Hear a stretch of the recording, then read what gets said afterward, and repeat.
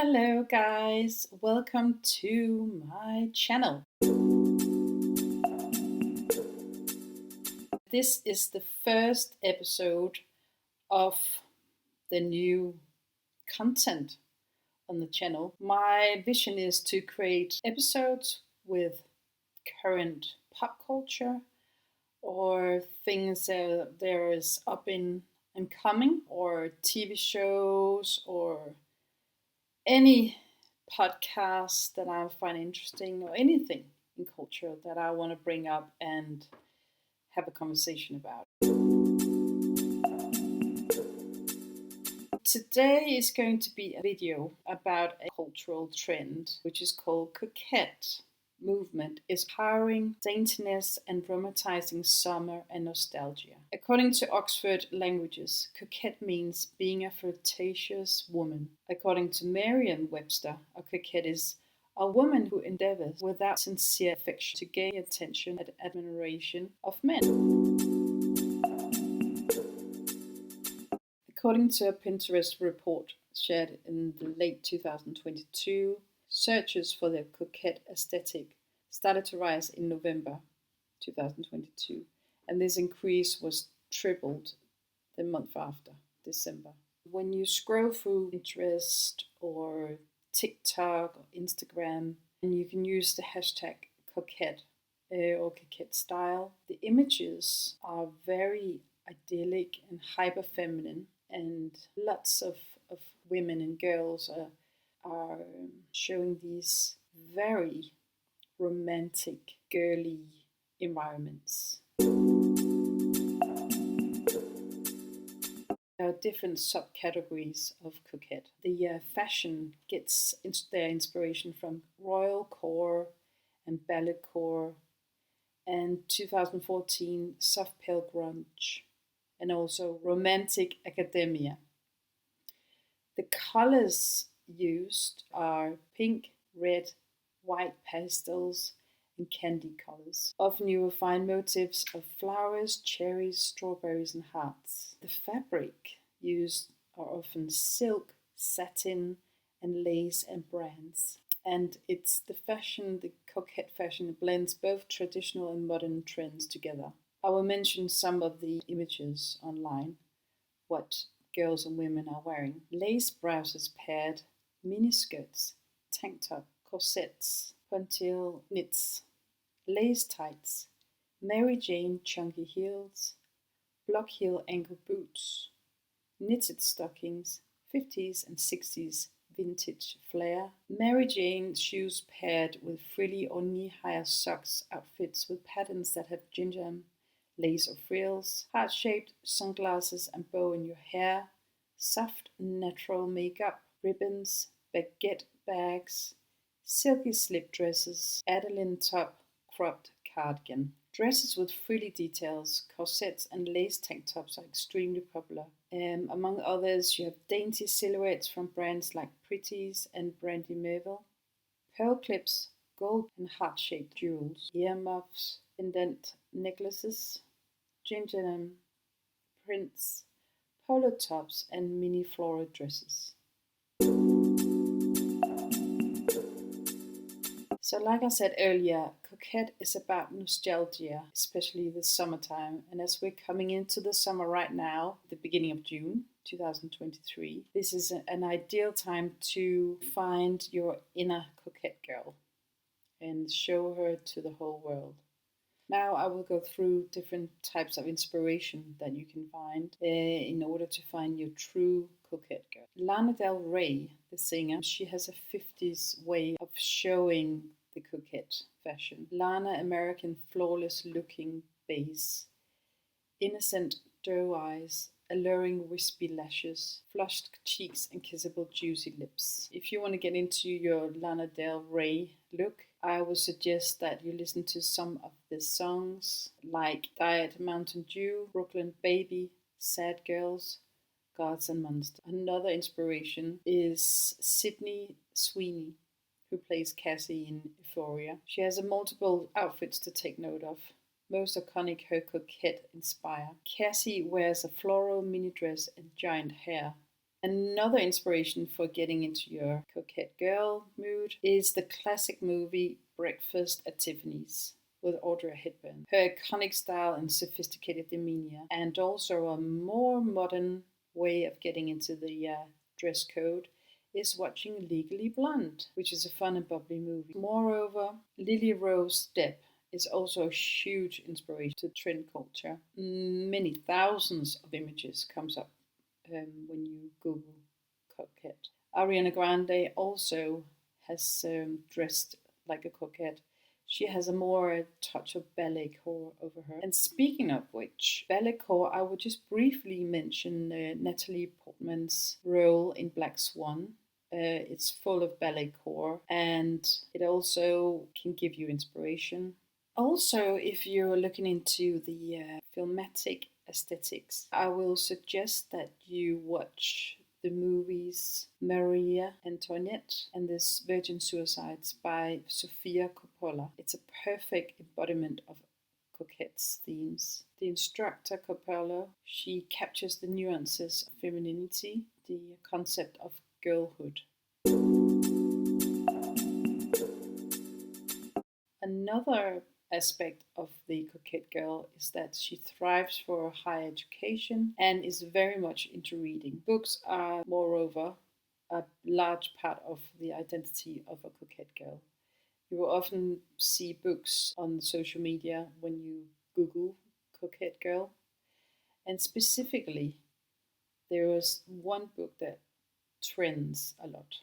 There is the book called My Year of Rest and Relaxation by, I hope I pronounce it correctly, Ottessa Moshfegh. And it's about a white woman living in New York, and she's having a life where she spends it more or less inside doors. She's described as being very intelligent and quite good looking. She prepares herself for 1 year's sleep and hibernates inside her flat. And the book is about this transition or this experiment. If you want to get very coquette, you can read that book. When you Google coquette, the book is often found on a lot of coquette girls' TikTok and Tumblr posts. The book cover is of a young woman in white painted by the late Jacques Louis David, circa 1798. A quick look through various posts show that the book has become a style object in the popular aesthetics. It's often pictured next to Miss Dior perfumes, a red Chanel lipstick, and a pearl necklace, aka in a hyper-feminine setting. The protagonist in the book describes herself as a blondie who looks like Angelina Jolie in Girl Interrupted. Like she says, her style is tacky lingerie from Victoria's Secret, kept showing up in the mail, frilly fuchsia and lime green thongs and teddies and baby doll nightgowns. So, sorry I didn't say, but the book takes place just before 9/11. The coquette aesthetic stems from the Tumblr hashtag nympets in the early 2010s. This is more like the negative sides to coquette. It's bound in the early 2010s trend where young girls seem to dress like Lolita from the book Lolita by Vladimir Nabokov. This trend was also called nympets. Mainly it was an online community built around Tumblr. The online community would take the book and also use the film Lolita from 1997 as a dress code reference. Basically, Nabokov's story is about a 40-something stepfather has a platonic relationship with his stepdaughter who is only 14 years old.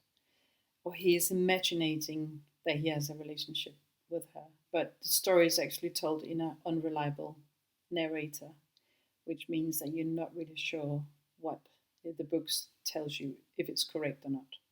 But anyhow, there is a lot of controversy about the book. But the coquette girls are taken a distance away from the nymphet trend, but there are some references in between, intertextual references. I will also briefly just mention that Lana Del Rey's Born to Die album from 2012 was heavily influenced by the nymphet community, with her references to Nabokov's writing. On the Born to Die album, she had a song called Lolita, where the first chorus was, "Would you be mine, would you be my baby tonight? Could be kissing my fruit punch lips in the bright sunshine. 'Cause I like you quite a lot, everything you got.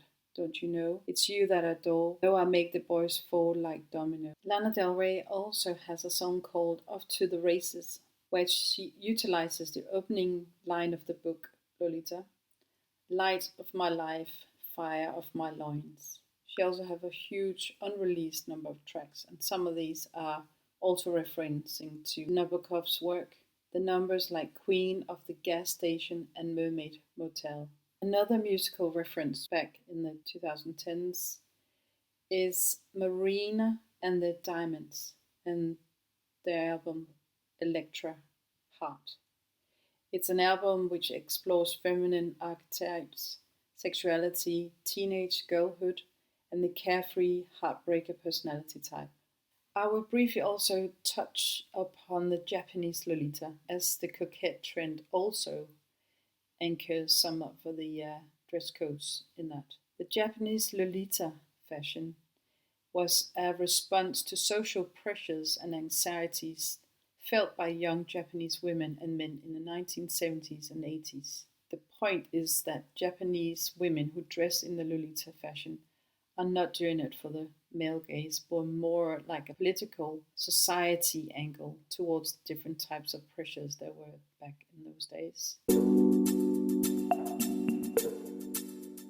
I think Coquette is all getting in touch with your inner girl and finding your beauty and figuring out a girly way how to stand out and not to sell out on your innocence, or more a way of communicating your inner beauty and your identity, not to flatter men or women, but to do it for your own sake, for your own inner strength. It's not about enduring in the male gaze to get flatter from men or to be able to feel confident because you're beautiful and you're measuring it yourself through the attractiveness that men are giving you, the attention. And the Coquette way is more down the lines of being yourself and having the inner wisdom to express yourself the way you want to do it, but in a more playful and bubblegum way of feminism. It's a feminist way of allowing yourself to be flirtatious in your way of dressing and your way of communicating who you are. I will read some quotations from Tavisha Sood, and it's called Infantilization of Women in Mainstream Media and Society. But it isn't just the infantilization of womanhood that is problematic. It is also the sexualization of girlhood that adds to the growing problem. In a fashion spread titled "Lolita is a comeback kid" in the New York Times Magazine, women were dressed up in a baby doll style, with extremely small dresses and hair arranged in bow ties and barrettes.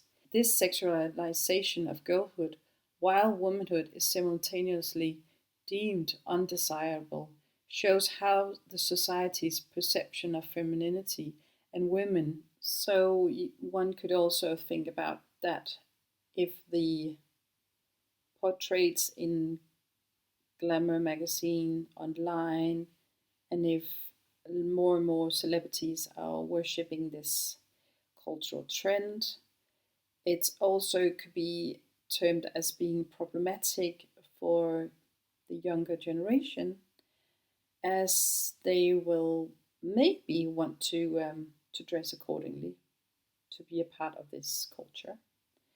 And even if they have a coquette girl attitude and they don't dress for the male gaze, there are still going to be men and boys looking at you.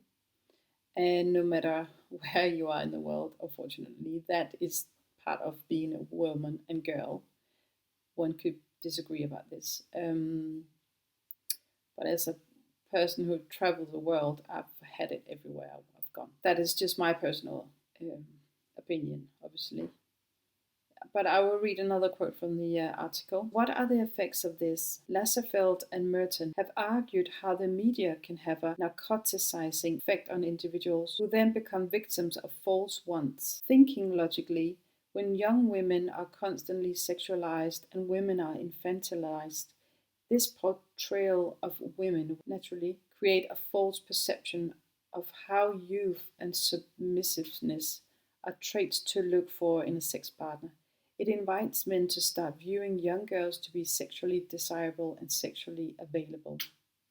Yeah, so that's part taking that to another level. Yeah, that is a risk.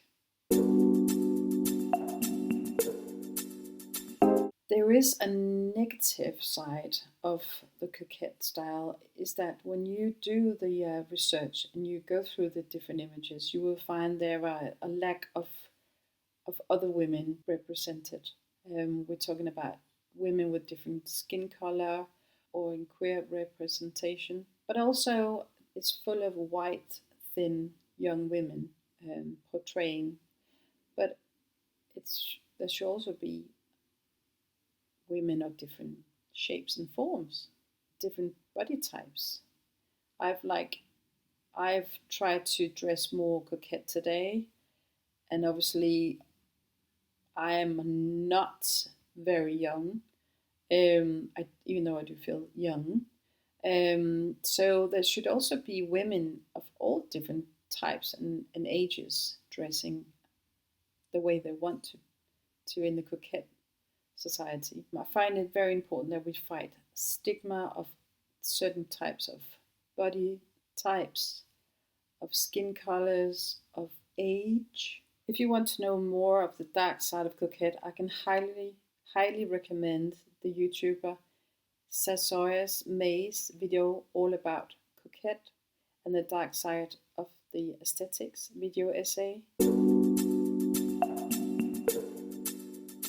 Obviously, this is my first episode, so I'm also testing it out and seeing what I can and what I cannot do. At the moment, I'm balancing my MacBook on my knee while I'm recording myself.